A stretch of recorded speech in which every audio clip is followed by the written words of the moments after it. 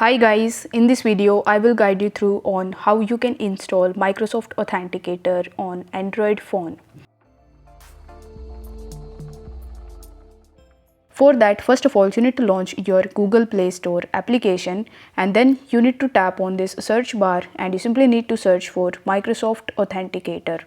Once I've done that, you are going to see the Microsoft Authenticator app. So simply need to tap on its logo, and here you will be shown an installation button.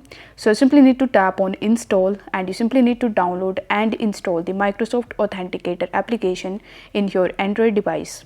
After that, you need to tap on open in order to launch the application.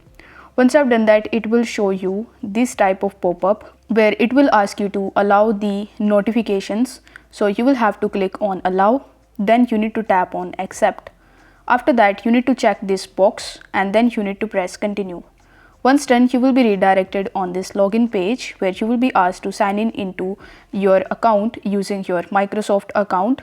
You can also add your work or school account into it, and you can even scan a QR code. If you have any backup, then you can even restore it in your Android device. So you just have to log in into your Microsoft account with any of these options which is best convenient for you. For this video, I'm going to tap on sign in with Microsoft option.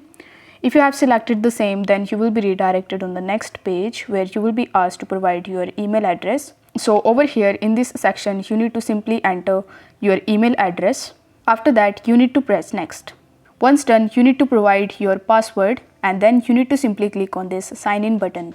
Now after waiting for some time, you will be able to easily log in into your Microsoft account. So if this video was helpful, then please hit the like button and don't forget to subscribe to the channel.